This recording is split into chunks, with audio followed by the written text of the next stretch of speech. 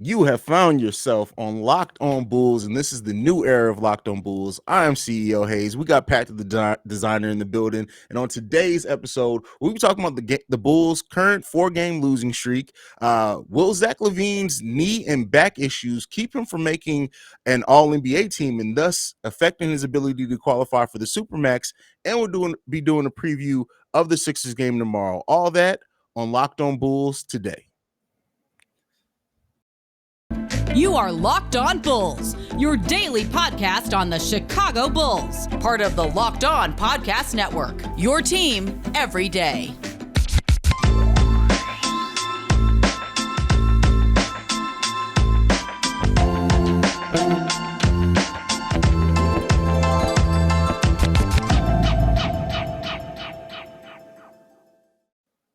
All right, Bulls fans, welcome to Locked On Bulls, part of the Locked On Network, Locked On Podcast Network, your team every day. We got Pat the Designer in the building. You can follow him at Pat the Designer. You can follow me at CEO Haize, at CEO Haize. And Pat, we got a great show planned for everyone today. First topic up today, the Bulls are currently, as everyone knows, on a big losing streak, and there's all craziness going on in Bulls fan, and people are ready to just completely throw in the towel on this team. We're going to start there today. Pat, what do you think about the Bulls' current losing streak? How can they improve it? And how do you feel about the way the Bulls fans are reacting to this losing streak? Go ahead and take it away. I look at the losing streak as one that, to me, I wasn't expecting, but I wasn't expecting it because I thought that this team would come out with a little bit more fire out of the All-Star break. I thought that they would come out with a little bit more effort on the defensive end out of the All-Star break, seeing as how we went into it. To me, that's really how we've gotten into this whole struggle period that the Bulls have gone through. You know, everybody's freaking out about, oh, the Bulls can't beat top teams. When you look at it, it's not because we can't outscore these top teams. It's not because we can't offensively get it going versus these top teams. The Bulls have struggled in kind of those same areas where defensively, how many times a game do we say the corner three, get over to that? How many times a game do we say what's happening down low? And we saw in the last game an adjustment that I think works by putting Tristan and Booch on the floor at the same time and getting them out there. And did it, oh my God, change the game? Like, these mugs are dominating the boards now. I don't know if I'll say that, but what I saw in that game was, you saw a team that last night versus the Phoenix Suns scored what, 129, 130 points, something like that? Yeah. Score another low-scoring game versus you without Alex Caruso, without Lonzo Ball, which tells me this Bulls team has that in them. There's some kind of disconnect between the want to and actually putting it in place, putting it in action. And I get Bulls fans freaking out about not beating the top teams. I'm not tripping on them for that because, I mean, it's valid, right? Like, I can't say, hey, you can't say that when we're beating, oh, we didn't beat them.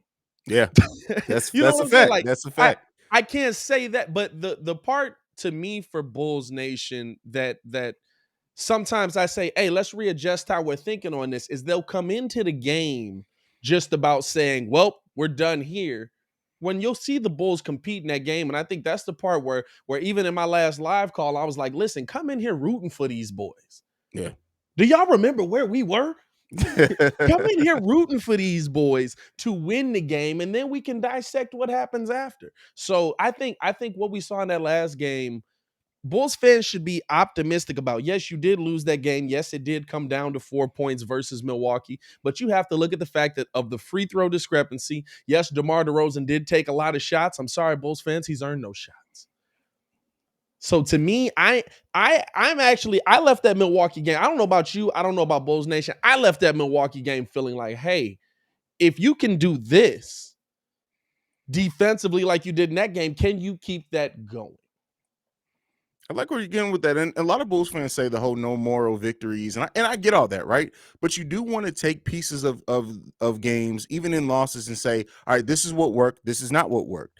The Bulls did something in that third quarter, right, to go on that stretch. Now, I know Milwaukee is the worst third quarter team in the NBA. I didn't know that before coming into this game, but I did find that out, right? Yeah. And so because of that, okay, I understand it, but they did something right in that third quarter, and what that was is that they went back to the ball movement. They went back to everyone on the court being a threat because they were using everyone. You can Yes. take that now and say, "Hey, this is where we did have some success at. Let's see how we can build on top of those successes." Like you said, I understand all Bulls fans who have this. We haven't beat the top teams. Yes, that is a concern. I'd be crazy and lying to you if I said I'm not sitting here concerned about that and concerned about Billy Donovan's rotations and adjustments sometimes against better coaches.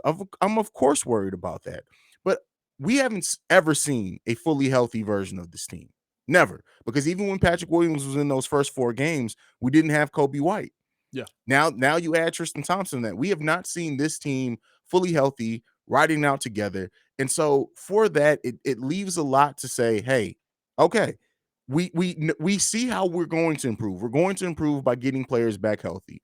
As we gear up for the playoffs, as we gear up for that last stretch, how do they play then? We got basically top tens for the most part here until the playoffs. So we're going to have plenty of opportunities to consider to continue seeing how we measure up against those teams. But I call them, on my show, I call them the skies falling Bulls fans because they will literally with the loss, it's like, oh, this was all for naught. Like, I get it, right? I get we dealt with so much bad for so long on this team, and I get wanting to see us compete Yeah, and contend, and we all want that. All Bulls fans ultimately want the same thing, for but you sure. have to be realistic in it. Nobody, like I have Bulls fans now, oh, we're probably only going to win 45 games. If I guarantee you, most Bulls fans, if they're being honest with themselves, if we were to say at the beginning of the season we're guaranteed 45 wins, most Bulls fans would have been happy with that. But Uh, because we started off the season so hot and we looked so yeah, good so early on, that fans now don't they're not satisfied with that anymore. And I'm not saying, hey, we should just say we got 45 wins, we yeah, should never approve again. No. But we also have a front office now who we know is going to continue to improve this team. We have a front office now that we can trust until they make a mistake, are going to always make the right decisions. And because of that, listen, don't get too down on this team with the 4 game losing streak. It's going to happen over the course of the season. How we play these next 18 games and in the playoffs are going to tell a lot, but it's also going to give AK and Eversley a blueprint on exactly what they need to fix heading into the offseason. What do you think about that, Pat? Well, here's the thing you have to look at, right? It's Mhm. about when you get hot. When you True. when you talk about winning, right? So to me, yes, this 4 game losing streak. I'm not gonna lie to you. I got hype coming out of the All-Star break. I'm on my show telling Muzz, hey, we got an opportunity to go 20-3 because I think we're gonna get some of these victories that we got our butts kicked in. We Yeah. did not. But but I think that I look at when the Bulls catch fire as more important. And it's there's a couple things that go into it to me. I Mhm. look at okay, we always talk about Billy Donovan's been out coached in these games. We don't like his rotations in these games. And Billy said it one time in the post game show. I believe it was after I want to say it was the last Memphis game, maybe a Philly game. No, it was the last Milwaukee game. And Sam Smith came out talking about, hey, you've got these rotations, and the first thing you brought off of the bench was guards. Mm. And Billy just looked at him. He was like, who would you like me to play? Like look at the team. We've got a bunch of guys that are 6'6". Now you've got Tristan Thompson in there, but the same idea still remains. Hey, when we need a defensive stop, who's the guy you're going to put in there? That guy is unfortunately in your starting lineup right now. And Io Yeah. DeSumo, who's been one of the Bulls' best defenders. Like you don't have your full slate of pieces, and so getting those back, moving towards the playoffs. Think just back to last season. Remember how Atlanta started that season? That was not. It wasn't Yeah. until they fired who was. I don't even remember who the head coach was. But then they put Nate McMillan in that McMillan. position Yeah. to be the head coach that Atlanta takes off, and all of a sudden they're in the Eastern Conference Finals playing the Milwaukee Bucks, taking it to 6 in that one. So it's about when you start getting wins. If the Bulls can get hot here coming down the stretch, and I understand right now on a 4 game losing streak, like you said, the sky is falling right now. Yeah. We there's no way we can ever win a game again until we win 2 in a row, and then it's time for championship number 7. You know what I'm saying? Yeah. And I'm here for it. Absolutely. Listen, let's get it. I'm all for the high times, but let's make sure that we're keeping in perspective what we're doing. Now, if the Bulls end up with 45 wins coming down the stretch, I'm not going to lie, that's a bit of a disappointment. I picked 45 wins through at the beginning of the season for the Bulls, where they were going to finish. But Yeah. I didn't think that it was going to be, hey, we went on a bunch of huge win streaks. Yeah. So we're here now. Hey, the team has set the tone that you're supposed to ride in. I understand why Bulls fans are feeling like, hey, we got to get this going. What's happened to our team? Where did it go? Are we frauds now? Because the Bulls set the tone for us on that. That's The true. team set the tone for us. Now we're thinking ECF should be easy. We killing these mugs. You I know what feel I'm it. saying? I feel it. I feel it. And I think too, the thing is that early in the season, even when the Bulls had those back-to-back losses to Phillies, which I think was our first losses of the season, the thing is that we were competitive in that game. We had a chance, right? The first time we had a blowout was against Golden State. Yeah. But listen, all I'm gonna say is this for Bulls fans, right? Let's see how they play. Let's see how they finish. They have 18 games left. 10 of those 18 games, I believe, are on the road. It may even be 11 are on Yeah, the 10. road. I believe you're It's right. 10, 10 of them. I think no, because we got 18. We've got 7 home games left. 7 home games. So Okay, 11 so are on it's the road. 11 on the road. Okay, Yeah. and so it's going to get interesting. But we have players coming back. Let's see now with Alex Caruso, with Lonzo Ball coming back. Moving Io DeSumo back to the bench and him being able to be like that spark plug that he was as well with Kobe when Kobe's playing well. As also now they have a dog in Tristan Thompson, and we saw at one point the chemistry that Io and Vooch and even Lonzo and Derrick Jones Jr. in those pick and rolls. Listen, Tristan Thompson can set some amazing screens. How that's going to free up Yeah. Kobe at some point, we have still yet to see that. And then that's not even counting one name that we haven't mentioned even in players coming back right now is Patrick Williams, right? And the thing with Patrick Williams is I understand Bulls fans who say he's not as aggressive. What is he going to give you on offense? But the thing is that Patrick Williams has a defined role. He's going to be able to come in, come back, defend, take the open shots that you naturally get in this offense, right? You don't necessarily have to run offense for Patrick Williams. And, initially, this team has, like I said, a path to improve heading into the playoffs. Let's see if it actually happens and it realizes, but let's not get so down like we don't understand that we have some key players, right? These aren't just end of the bench players coming back. It's not like we're saying, hey, wait till we get freaking Tony Bradley back. We're saying Alex Caruso, Lonzo Ball, Patrick Williams. Those are all key players that we expected to play big roles coming into the season that we've been without for a long stretch. So I don't know if you saw the update either. Casey Johnson gave an update today. Said Billy Donovan said that Caruso will need to be checked out by a doctor again before he's cleared for contact. The date's not set. Caruso, Lonzo, and P. Will did individual non-contact work today, though. So it's coming. It's coming. It's close. I've We're always close. said we got a game March 14th. I am telling you, I'm still betting on we are going to have everybody back by that March 14th game, which would leave us 10 games left to get everyone in gear, see if we can go on, even forget the run, right? To get everybody geared up and prepared for a playoff run. That's dangerous. Well, and the thing for me is you're getting the effort back, right? You're getting Lonzo's effort back on defense. You're getting Caruso's effort back on defense. You're getting hopefully P. Will's effort back on defense mixed in with those guys. Effort, I don't have to figure out how effort works into a rotation. The Bulls have shown us they can put up 130 points and lose a game. You're telling me a couple of stops don't get us that dub. You know what I'm saying? Like, I'm not in oh my god panic mode with this team. Even with them falling, they were talking about playoff seeding today in a couple of the Bulls chats I'm in, and I was like, y'all realize we'd go into the playoffs right now if it started today versus Boston. Yeah. Who, they've gone on a run, but look who they've played in that run. Like, I would love to have a first round series versus Boston the ain't putting no Celtics. fear in my heart. I've seen some Bulls fans say Boston's better than us now. Okay, listen, I'm not even finna entertain that. I'm not even finna entertain that. But let's go ahead and get ready to move on. But before we do, up next, we're going to be talking about Zach Lavin's knee injury and him possibly missing out on that Supermax. But before that, we got to talk to you about one of our sponsors. That's Built Bar. Pat, I don't know about you, but I am trying to eat healthier. I am trying to be in better shape coming out of 2022. Spring is coming. We talked about a new era for Locked On Bulls. We're going into a new season. It always feels good to go into a new season. And Built Bar, For anyone who's on a low carb diet, Built Bars usually have around 130 calories, 4 grams of sugar, four net grams of carbs, and 17 grams of protein. If you're looking to try to add something into your diet that's going to help you, right, give you a little bit more energy for that workout to power through. Like I'm trying to wake up at 5 o'clock in the morning, Pat, to go jogging. One of the things that I'm going to do that is I'm going to eat me some Built Bars in the morning. I don't know about you, man. One thing about me is I love the white chocolate cookie flavor.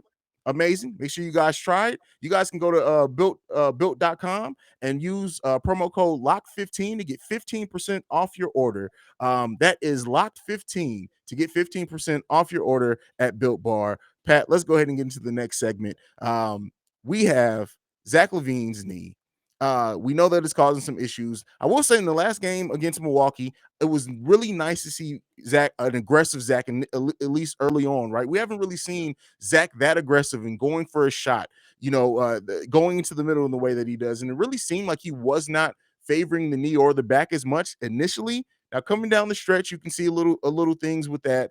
But it made me think. We've been talking so much about Bulls fans and what's going on with Zach Lavin's contract. The Supermax has always been dangled out there. He has to make an all NBA team to qualify for that Supermax.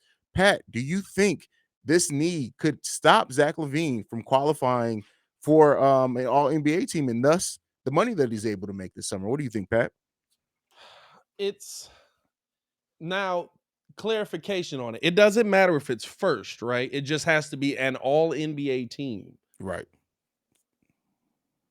I think he gets it. I don't have a concern with Zach Lavin if Zach Lavin doesn't have a concern with Zach Lavin, if Billy Donovan doesn't have a concern with Zach Lavin. And he told you, he kind of came out, he said, hey, listen, I'm about 70 to 80% of what I was. Let me tell you what 70 to 80% of Zach Lavin is. That's still 22, 3, and 7. Still pretty good. It's not the greatest in the East, but even with that last game, 38-6 when he's putting it all together, you know what I'm saying? Now maybe he could have gone a little bit harder. They had the day of rest before that. Or no, they played the game before that, but they had the 2 days after that. Maybe he's thinking I'm going to have a couple days to rest. I can go all out in this game. But I have no concerns to me about Zach Lavin since the All-Star break. He's had a couple of those high-scoring games. I think the biggest problem with Zach Lavin to me has been the three ball hasn't been there. You know, we're talking about he's been 2 for 8, 2 for 8, 3 for 10 in the last game, but more aggressive going to the bucket. Sometimes Zach Lavin's shot gets off. This isn't nothing new. We've seen this before. I think that the bigger question is, do you feel that the Bulls should give Zach Lavin the Supermax? And I know there's some people that say he's gone through all of this with us. Absolutely, you give it to him. But then there's another side of Bulls Nation that's like, listen, is Zach Lavin somebody who we are going to hitch our wagon to and say, we're going to pay you money where when DeMar's done, you're still our number one? That question's being floated out there a lot based on what we've seen from Zach Lavin and based on the fact that I know P Kid on my show, he was like, I don't like that he just lets DeMar be the number one. He doesn't have those games where he's the number one and then DeMar's the number one. Do you want to pay somebody who maybe doesn't have that number one mindset? I don't personally feel that way. I think that Zach is absolutely worth that money. I think when Zach is 100%, he is, to me, probably the best shooting guard, shooting wise, in the Eastern Conference. Bar none. He's top 2 and he ain't 2. That's what I'm saying. You know what I'm saying? So to me, I think the Zach Lavin's absolutely worth the Supermax because what is the NBA going towards? Those players that can shoot the ball, those players that can take deep shots, those players that can knock it down. Are there things Zach Lavin still needs to work on? Heck yeah. Excuse Zach Lavin for not being a Michael Jordan by now. You know what I'm saying? Like there's people that are like, he doesn't have the handle. He doesn't have the fourth quarter awareness. Hey, he's with one of the guys that we're calling Mr. Fourth Quarter. That's going to rub off on him. It's going to have an impact on his game. I think Zach Lavin absolutely deserves that kind of money. And he's 20. Y'all don't understand. 26 years Much old. think the window's done, bro. They think the window's done. They're like, DeMar, he's not going to be the same dude next year. It's over. He's 26, bro. He'll be 27 in 4 days. Like, come on. And so I do want to put this into perspective though. So last year in all NBA team voting, Zach Lavin only received one third place vote, right? I'm going to go over all the guards that were on all NBA teams or received more votes than Zach Lavin last year. Let's So do it. now the first team, we got Steph Curry, who he's going to be lock-in, right? It's Steph. We got Luka Doncic, who was listed as a guard on the all NBA team last year. All right. Those were on the first team. Damon Lillard, Chris Paul, Dame, even more injured than Zach Lavin. So he may Yeah. not get those votes this season. Chris Paul, he's definitely going to get some of those votes as well. And then in the third team, we had Bradley Beal and Kyrie Irving. Both those players, I don't think are lock-ins to maintain those positions either, because Bradley Beal's been playing okay this season, but his team is doing horrible. Yeah. And then Kyrie, we haven't seen very much of Kyrie so far this season. That's what it comes down to. You know what I'm Yeah. saying, bro? Like, when I think mugs forget we're Chicago. You know what I'm saying? We do Yeah. big things out here. I got 36 inches of bear head and bull head on the wall back here. Like, we don't do it small out here. Like, when Yeah. Chicago's good, we're good. Yeah. So, like, I think that holds so much weight across the NBA that if a Chicago team is a top 4 team, Zach Lavin is going to receive those votes he didn't get last year. Yeah. Yeah.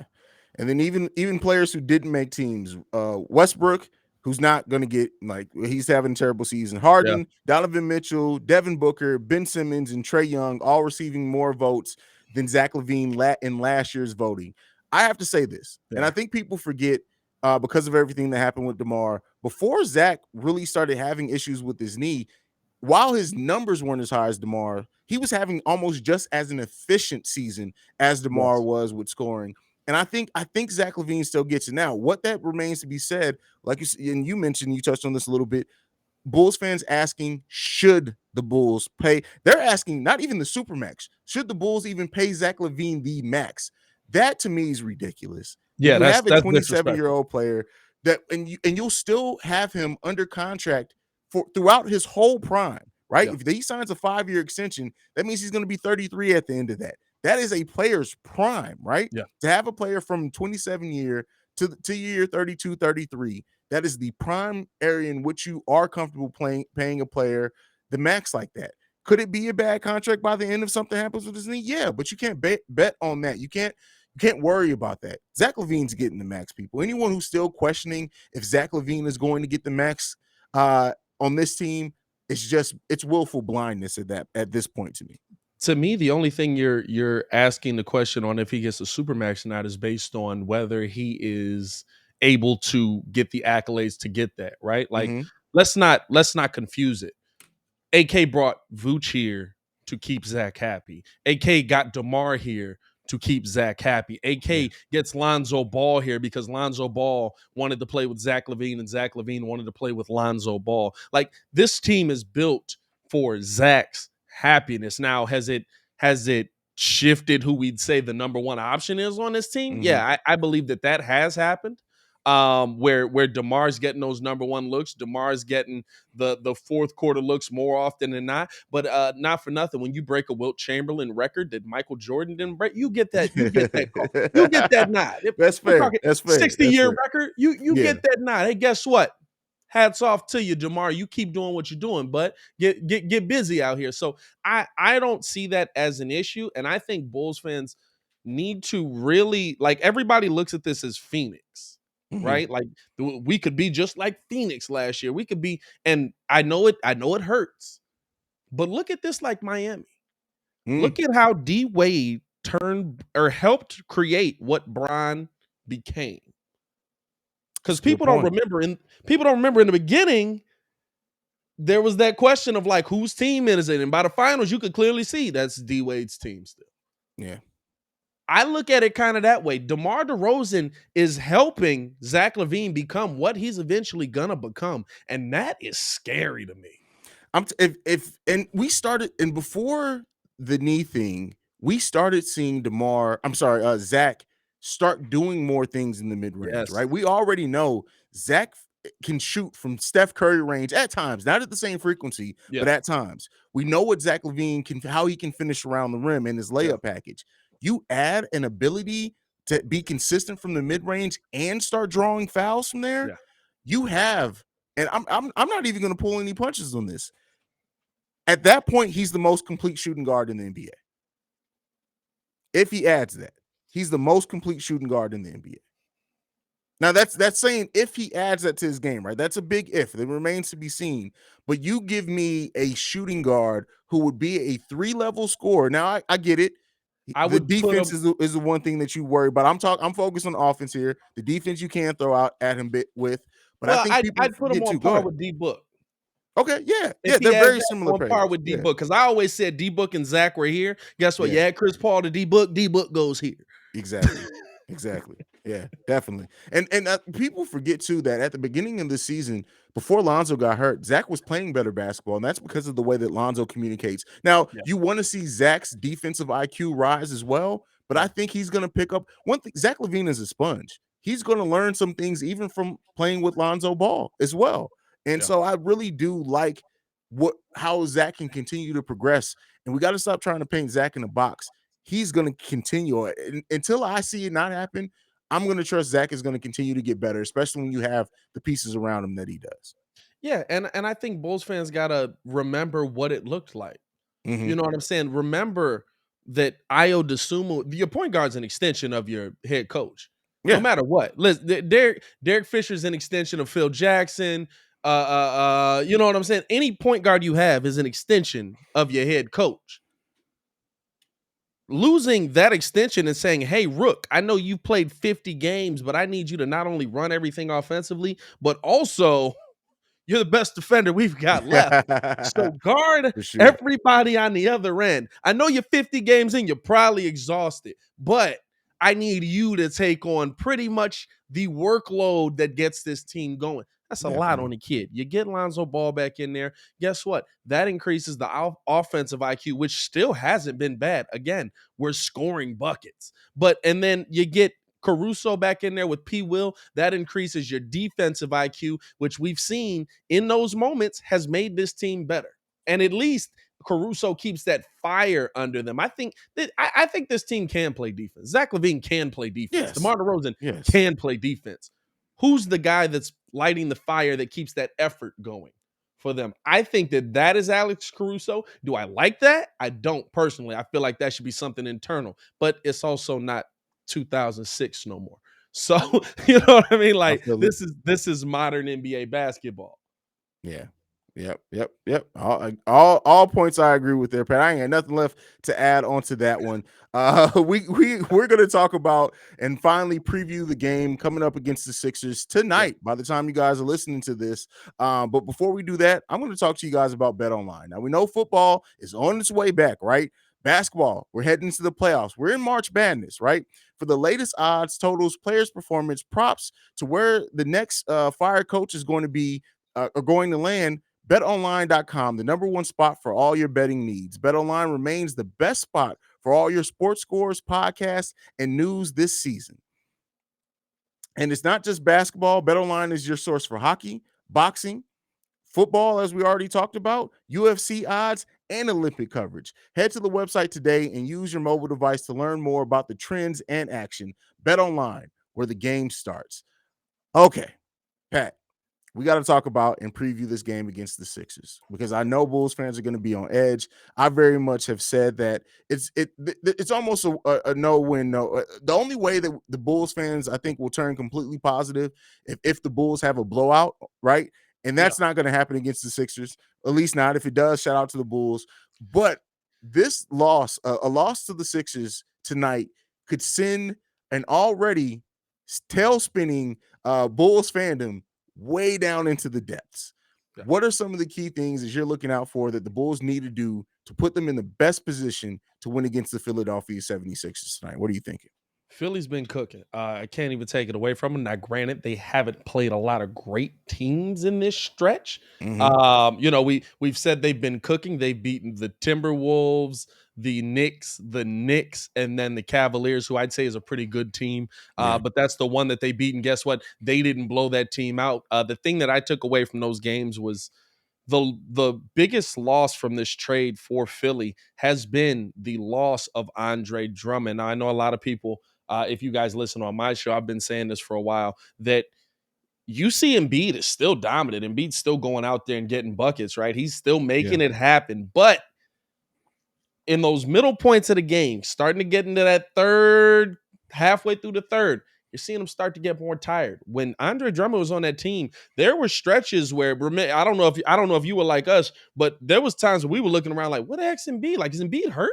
Like, he's been gone for a solid 20 minutes. Mm-hmm. And then like he'd come back into the game and you'd be like, oh no, Drummond was just out there handling business. They don't really have that guy anymore. So Embiid is now playing those heavy minutes, and I'm talking about 20 actual minutes, not game minutes. So Embiid's playing a lot more of the game than he was, where he was getting those long stretches of rest. I think that that's something that you need to try to exploit, and why Billy's going with the bigger lineup of Tristan and Vooch on the floor at the same time, which I think did some good things for you. You kind of, I mean, you essentially turned Bobby Portis into a 3-point shooter in that game, which is something you can absolutely live with. Coming into this game, I think the Bulls' biggest thing is try and do all you can to tire out Embiid and try and slow down Maxey. My God, he's been balling. Maxey has been To giving, me, and he gave Io the work the last hey, time they played. listen. Your best option defensively has not been good enough against this young man. Maxey has been going off, and he was the one piece that I thought with James Harden kind of taking more of the ball handling role was going to struggle versus was going to struggle to fit in to this offense. But man, he has absolutely acclimated himself to it and been balling out lately. And so now they did take the L to the Heat yesterday. I forgot about that one as well. They did take the L to the Heat yesterday, but I think that the biggest thing the Bulls can do here is you're not going to stop Joel Embiid. You know how I know? Right. No one in the NBA has figured out how to do it. You're Yeah. not going to stop James Harden. James Harden is now with the ball in his hand playing like the James Harden we saw before. How do you contain those guys, let them not destroy you while stopping the pieces that put you over the top? Philly hasn't beaten us with just Joel Embiid. Philly's beaten us with a dude named Forkin Korkmaz. You're going to tell me that Korkmaz wide open in the corner for 3 is the thing that beats us game in and game out? That's the part to me defensively that makes me lose my mind a little bit, just a little bit, Bulls Nation. Just a little bit, because we get beat by a letting dude role named players go Korkmaz. completely off on us frustrates the holy heck out of me. Bro, I'm going to say this. I'm going to say this right here. Korkmaz, yesterday, I want y'all to understand who this dude is. 22 minutes, 4 rebounds, 2 points. He was out there getting active. Versus us, oh my goodness, that's Larry Bird standing in the corner. So you have to find a way to stop those guys. Don't let a Matisse Thybulle go off for you. Don't let a Goran Yang dominate you down low. You know what I'm saying? Like, those are the things to me that the Bulls haven't done versus Philly that I need to see them do. And now, after the last game, I know they can do. Now, maybe Tristan is that defensive piece that can come in and get that job done for them. Maybe he gives them a little more defensive effort in that starting lineup. That's going to be seen in this next game versus Philly. But you have to keep that same defensive intensity, because versus Atlanta, we kind of saw it, right? Like, they kind of looked past Atlanta. They got up big. They let Atlanta come back. All right, it is what it is. Yeah. We're worried about Milwaukee. We're worried about getting this dub versus a top team. This is another top team coming in here. Show me that same effort versus Philly. If they beat a Philly after how hard they played versus Milwaukee, I will leave these 2 games feeling good as a Bulls fan. I mean, I'm right there with you. This week, a fairly light week as far as the number of games that the Bulls play. Right, we have Philly, Detroit, and then we got Cleveland on Saturday. Yeah. But this game against Philly, I really want to see this team come out, not get down on themselves. I want to see them play with the effort on defense, right? I think sometimes people get so down, like, yes, we don't have the one-on-one defenders that we had, of course, when we had Caruso, Lonzo, and things like that. But this team has shown in stretches that they, even if you look down some of the fourth quarters, right, that they've been able to put together solid fourth quarters defensively that have been able to offset, right, how good this offense is playing. We can score with anybody in the league. Really, when it comes down to the Bulls, it comes down to the offense. I mean, to the defense. Can we get enough defensive stops during a stretch to either not let teams go on runs or to hold on to leads? Can this Bulls team do enough with that? I've said it before. You take away Curry, right, from this team, you add in James Harden. I like our ability to guard James Harden. He may still go off, but I like it a little bit more than you having multiple players out there. Yeah. But you can't let the role players kill you either. Joel Embiid's going to get his 30 points. It's going to happen. If not 40, he's going to get those. If you can slow down everything else and play competent enough defense around everything else, then we can get a win here. And then that's not even to say we've never played Philly since we've had Tristan Thompson. What happens now being able to bring a Tristan Thompson off the bench? Let me ask you this. Do you think Tristan, because you seem to be higher on that experiment than I is, because I don't like Vooch and Tristan Thompson together at all. But do you think they keep Tristan in the starting lineup, or do you think it was one and done?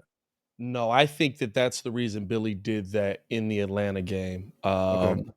Where you saw that on the floor for the first time ever, because I went back, as soon as we acquired him, I was saying, let's see these guys on the floor together. You weren't there with me. We had talked kind of back and forth in each other's chats on that. I was saying, hey, let's see these guys on the floor together. Let's see what they did. Billy kind of wasn't on that in those first two games. And then I went back and looked, and I was like, well, yeah, you might not want to experiment with something versus top two teams in the East and in the West. You might want to. You might want to avoid running experiments at that time. You saw in that Atlanta game versus a number 10 seed when you're really essentially kicking their heads in. Let's try this experiment out. Then you see it get into the starting lineup. I think that was kind of the beginning of it in the Atlanta game. He wants more size. You saw how their size kind of worked against what the Bucks were doing down low, especially without us having Caruso like we did in the last game. And so now I think that's something you have to keep going, right? Like if you're going into this Philly game and you think that size isn't going to matter with Joel Embiid in there, that's where you need it most. And the fact that Tristan can pop out and play, like Tristan, if he has to guard a Tobias Harris or like Tristan's not. I feel like in our minds we think Tristan's 36. Like Tristan just turned 30. Yeah. And even me, that kind of blew me out the water a little bit. I was like, man, like he's actually still kind of young. He can run. So like I wouldn't be surprised if we saw that matchup continue in there. And I think it's something that to me you kind of have to go with. But even if they're running out of Korkmaz out there, you know what I'm saying? I don't know if James Harden was just resting in that last game versus Philly, or if there was an injury. I didn't see the latest injury report on the Bulls Philly matchup yet. I think he was just resting. Just a rest on a back-to-back.